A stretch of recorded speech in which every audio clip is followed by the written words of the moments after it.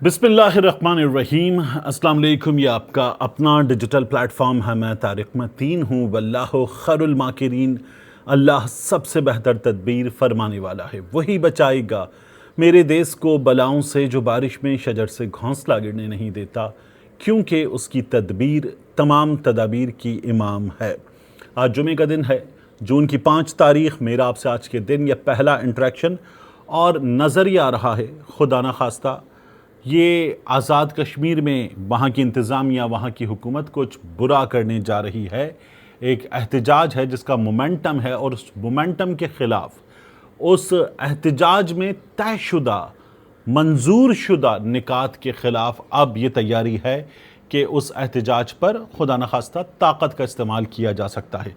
सूरत हाल है क्या? देखिए, आज़ाद कश्मीर में जॉइंट एक्शन कमेटी, जिन्होंने पहले अपने अवामी एहतजाज के ज़रिए कुछ मुतालबात मंजूर करवा लिए थे, 38 उनके मुतालबात थे, और उन मुतालबात पर फिर अमल दरामद नहीं हुआ। उसके बाद हुआ ये कि उन्होंने 9 जून को कॉल दी थी एहतजाज की, और ख़ास तौर पर मुहाजिरीन की नशिस्तें आज़ाद कश्मीर में, उसके सिलसिले में उन्होंने कहा यह बंद किया जाए। इन मुहाजिरीन की नशिस्तों के ज़रिए आप आज़ाद कश्मीर में हुकूमत को कंट्रोल करते हैं। क्या तुक है कि वादी की नशिस्तें, लोग पाकिस्तान में वहाँ से सियासी जमातें इसको कंट्रोल करती हैं, तो ये सिलसिला बंद किया जाए। ये उन्होंने कहा, और कहा कि वसाइल पर कब्ज़ा है और इनमें धांधली भी बहुत होती है। जब उन्होंने ये बात की और ये मुतालबा मान लिया गया, तो अब वहाँ की हुकूमत ने क्या किया है, एक APC बुलाई, और APC बुलाकर ये बताया कि आउटगोइंग गवर्नमेंट है, आईनी तरमीम का मामला है, मुहाजिरीन की ये नशिस्तें आईनी तरमीम के ज़रिए ख़त्म की जा सकती हैं। अभी ये नहीं हो पाएगा। दूसरा काम क्या किया कि आज चंद घंटों के बाद आज़ाद कश्मीर की सुप्रीम कोर्ट में ये मामला सुना जाएगा। रहनुमाई दीजिए चीफ जस्टिस के पास। वहाँ की हुकूमत दरवाज़ा खटखटा के पहुँच गई है कि हमें बताइए हम क्या करें। अब मेरा सवाल ये है कि ये आउटगोइंग गवर्नमेंट है, इन लोगों को ये 4 साल बाद ख्याल आया है।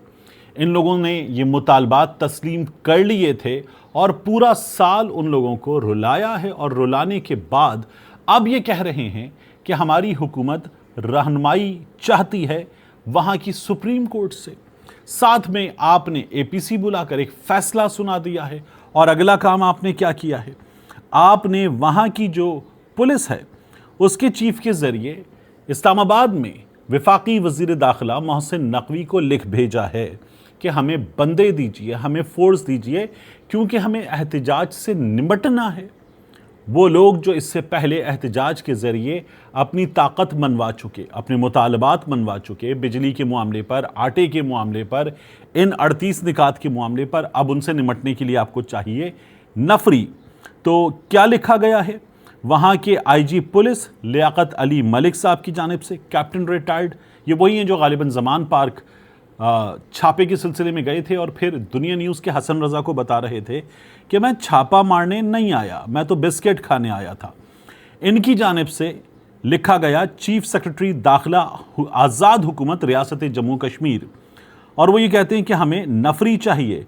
9 जून 2026 को जॉइंट अवामी एक्शन कमेटी की जानिब से दी गई एहतजाज की कॉल पर, और नफरी क्या चाहिए, FC हमें चाहिए 6000, पाकिस्तान रेंजर्स 5011, इस्लामाबाद पुलिस 213 और सिंध पुलिस 1000 की नफरी।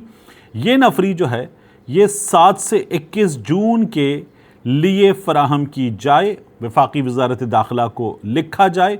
और साथ में क्या कहा इन्होंने कि इनके पास होनी चाहिए 60% एंटी राइट इक्विपमेंट और टीयर गैस शेल्स। इसके अलावा 40% नफरी के पास असलहा एमुनिशन होना चाहिए, और इन्होंने कहा कि ये नफरी हो ब्लैक यूनिफॉर्म में, यानी कि एलीट कमांडोज़ की यूनिफॉर्म में। एलीट कमांडोज़ हों या ना हो, एलीट कमांडोज़ की यूनिफॉर्म में हो, ये नफरी मांगी गई है मुजाहिरीन के ख़िलाफ़। उस एहतजाज से निमटने के लिए तो हुकूमत ताकत इस्तेमाल करने की तैयारी कर रही है उन मुतालबात पर जो हुकूमत तस्लीम कर चुकी थी।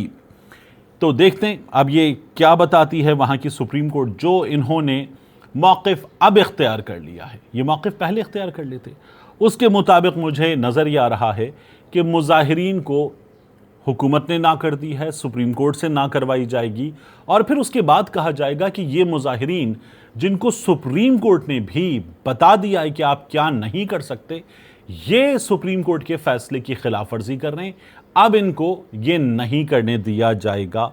ये तैयारी नज़र आ रही है और इंतखाबात में इन मुहाजिरीन की नशिस्तों के ज़रिए बहुत कुछ कंट्रोल किया जाता है, ये भी एक अदद हकीकत है।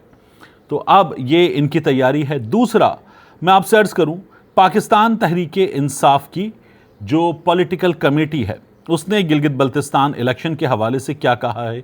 फजलुर रहमान साहब इस्टेब्लिशमेंट को, हुकूमत को और इनकी नाकामियों को किस तरह से अवाम के सामने रख रहे हैं, इसकी भी बात करेंगे। लेकिन पहले देखिए कि पाकिस्तान तहरीक इंसाफ की पॉलिटिकल कमेटी क्या बता रही है। वो ये कहते हैं कि गिलगित बल्तिस्तान की मौजूदा सियासी सूरत हाल, इंतखाबी माहौल, प्री पोल धांधली पर हमने गौर किया और 19 हलकों में हम भारी अक्सरियत से कामयाबी हासिल करेंगे। 4 हलकों में अपने इत्तेहादियों की मुकम्मल हिमायत हमें हासिल होगी। एलामिया जो इस पॉलिटिकल कमेटी इजलास का है वो ये बताता है कि इस बात पर शदीद तशवीश जाहिर की गई, सख्त मजम्मत की गई कि गिलगित बल्तिस्तान में मुनज़्ज़म तरीके से पाकिस्तान तहरीक इंसाफ के ख़िलाफ़ इंतखाबी मुहिम को मुतासिर किया जा रहा है। पाकिस्तान मुस्लिम लीग नून खुली छूट जो आए इंतखाबी मुहिम का हिस्सा बने। पाकिस्तान पीपल्स पार्टी बिलावल भुट्टो जरदारी, आसिफा भुट्टो जरदारी, दीगर क़यादत मौजूद इंतखाबी मुहिम का हिस्सा बने, इंतखाबी मुहिम चलाएं, पूरी सपोर्ट।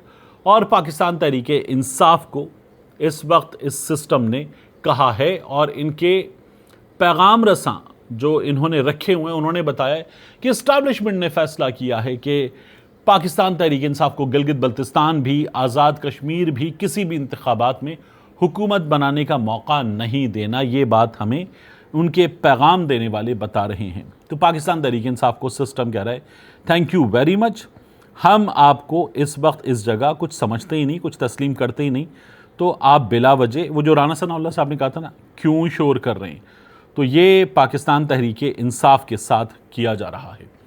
आखिरी चीज़, फजलुर रहमान साहब का जलसा। फजलुर रहमान साहब जो हैं उन्होंने पेशीन में जलसा किया, बहुत बड़ा जलसा किया, ठीक ठाक बड़ा जलसा। इस जलसे में हुआ क्या, एक उन्होंने इस्टेब्लिशमेंट पर तनकीद की और कहा कि कौम को तकसीम करने की सियासत ब्यूरोक्रेसी और इस्टेब्लिशमेंट ने की। इस सोच को शिकस्त देना होगी कि इस्टेब्लिशमेंट से जो इख्तिलाफ रखे उसको गद्दार करार दे दिया जाए।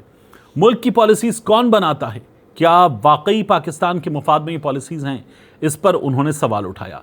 इंतखाबी धांधली के ज़रिए असम्बलियाँ तश्कील देना सियासी निज़ाम पर सवालिया निशान है, ये उन्होंने बताया। आवाम किसी को वोट देते हैं लेकिन नताइज किसी और के हक़ में जाते हैं। इंतखाबी अमल में मुदाखलत और धांधली को जमहूरियत के ख़िलाफ़ करार दिया। अवामी राय के एहतराम के बजाय गैर जमहूरी तरीक़ों को फ़रोग़ देने पर फजलुर रहमान ने तनकीद की। हुकूमत के बारे में उन्होंने कहा, पाकिस्तान सिफारती और मुआशी तन्हाई का शिकार हो चुका। भारत और अफ़गानिस्तान के साथ सरहदी बंदिशों के बाइस तिजारत मुतासिर हुई है। चीन के साथ सी पैक पर मतलूबा सरगर्मी नज़र नहीं आती। मुल्क को हर तरफ से महसूर कर देना हुक्मरानों की नाकाम हिकमत अमली है। हुक्मरानों में सलाहियत नहीं बल्कि क़ुव्वत इरादी का फ़क़दान है। और वो ये कहते हैं कि मौजूदा हुक्मरान मगरबी दबाव के सामने खड़े होने की सलाहियत नहीं रखते। अवाम को मुतमईन करने में हुकूमत नाकाम रही है। फिर उन्होंने सिक्योरिटी इस्टेब्लिशमेंट पर तनकीद की और कहा, मुतादिद फ़ौजी ऑपरेशन के बावजूद दहशतगर्दी में इजाफा हुआ। दहशतगर्दी के ख़िलाफ़ हुकूमती और रियासती पॉलिसीज़ के मतलूबा नताइज हासिल नहीं हुए। अगर दहशतगर्दी के मराकज़ अफ़गानिस्तान में हैं तो मुल्क के अंदर दहशतगर्द ग्रुपों की सरगर्मियों की वजाहत भी ज़रूरी है। बन्नू और दीगर इलाकों में मुसलसल हमले सिक्योरिटी पॉलिसी की नाकामी को ज़ाहिर करते हैं। ये फजलुर रहमान साहब की तकरीर के निकात हैं। ख़ारजा पॉलिसी के हवाले से उन्होंने कहा, पाकिस्तान सिफारती तौर पर तनहा हो रहा है। हमसाया मुल्कों के साथ ताल्लुकात और तजारत की सूरत हाल तशवीशनाक है। ख़ारजा पॉलिसी के नताइज मुल्क के मुआशी मफादात के मुताबिक नज़र नहीं आते। ख़ित्ते में पाकिस्तान का किरदार और पॉलिसी साजी पर संजीदा सवालात मौजूद हैं। ये फजलुर रहमान साहब की पेशीन जलसे में तकरीर थी और जलसा बड़ा था, बहुत बड़ा था और बहुत चार्ज था। इसके इंतज़ामात ठीक ठाक बड़े किए गए और बात यह है कि फजलुर रहमान साहब की जमात को इंतखाबी सरगर्मियों की सियासी सरगर्मियों की इजाज़त है, लेकिन पाकिस्तान तहरीक-ए-इंसाफ के लिए इस वक्त कोई गुंजाइश नहीं है किसी भी एक्टिविटी की। तो इन्होंने अच्छा कर लिया, बड़ा कर लिया, लेकिन एक जमात जो है वो इस वक्त बिल्कुल साइड लाइन कर दी गई है और उनको टिका के मार पीट के बताया जाता है कि आप क्या नहीं कर सकते। ये पाकिस्तान तहरीक-ए-इंसाफ का हाल है। दूसरा, फजलुर रहमान साहब की जो तकरीर है ना, वो बड़ी ठीक ठाक तकरीर है, बड़ी जानदार तकरीर है, इस्टेब्लिशमेंट को ललकारती हुई, शहबाज शरीफ हुकूमत को ललकारती हुई तकरीर है। लेकिन लोग सवाल ये करते हैं कि फजलुर रहमान साहब तकरीरें इतनी बड़ी करते हैं, जलसे इतने तगड़े करते हैं, और उसके बाद होता क्या है, हुकूमत की मान लेते हैं। तो लोगों को ये प्रॉब्लम है, प्रॉब्लम ठीक है। साथ में फजलुर रहमान साहब ने पेशीन में जलसा कर लिया, केपी में जलसा कर लिया, जुनूबी पंजाब में जलसा कर लिया। जलसा करने की ज़रूरत है लाहौर में, जलसा करने की ज़रूरत है पिंडी इस्लामाबाद में, जलसा करने की ज़रूरत है कराची में। तो ये जलसे जब आप करेंगे तो लगेगा कि आप सिस्टम को वाकई ललकार रहे हैं, इनको इस वक्त ये एहसास दिला रहे हैं कि आप गलत कर रहे हैं, आपकी पॉलिसीज़ गलत हैं, और ये एहसास दिलाकर ही इन पॉलिसीज़ को ठीक करने की बात फजलुर रहमान साहब कर सकते हैं, वरना ये सिर्फ वक्त का ज़िया है। मिलते हैं इंशाअल्लाह आपसे अगली वीडियो में।